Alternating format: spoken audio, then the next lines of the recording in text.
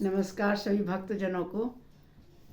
आज गुरुवार है। मैं राम भगवान का भजन गा रही हूँ।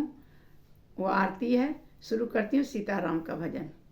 अगर आप लोग को पसंद आएगा लाइक कीजिएगा, शेयर कीजिएगा, कमेंट कीजिएगा, सब्सक्राइब भी कीजिएगा। शुरू करती हूँ भजन। जय श्री राम। सीताराम जी के आरती उतारूं हे सखी, राजा राम जी के आरती उतारूं हे सखी। सीताराम जी के आरती उतारूं हे सखी, राजा राम जी के आरती उतारूं हे सखी। उतारूं हे सखी, उतारूं हे सखी, उतारूं हे सखी, उतारूं हे सखी। सीताराम जी के आरती उतारूं हे सखी, सीताराम जी के आरती उतारूं हे सखी।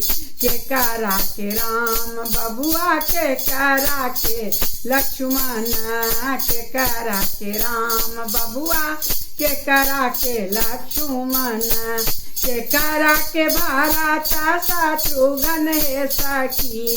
ओ के करा के भरत शत्रुघ्न हे सखी। सीताराम जी के आरती उतारूं हे सखी, राजा राम जी के आरती उतारूं हे सखी। कौशल्या के राम बबुआ, सुमित्रा के लक्ष्मण, कौशल्या के राम बबुआ, सुमित्रा के लक्ष्मण, के कई के भरत शत्रुघ्न हे सखी।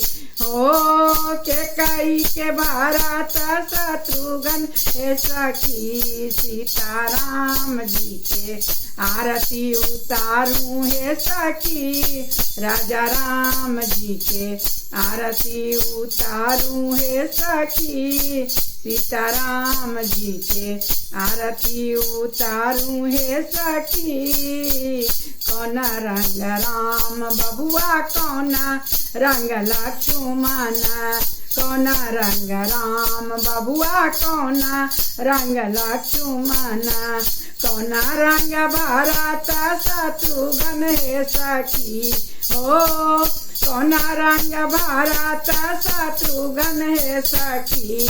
सीताराम जी के आरती उतारूं हे सखी, राजा राम जी के आरती उतारूं हे सखी। सीताराम जी के आरती उतारूं हे सखी।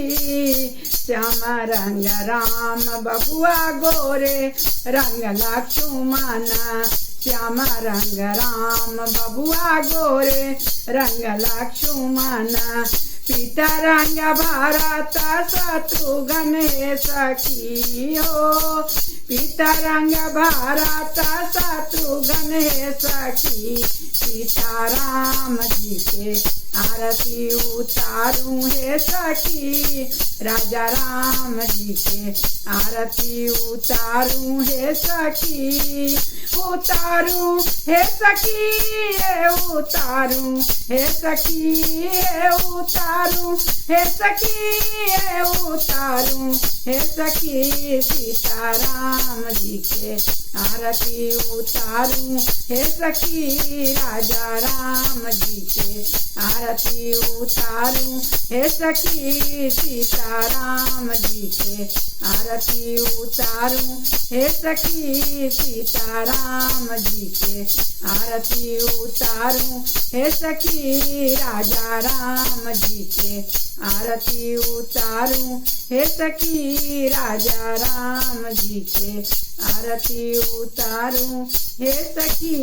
धन्यवाद।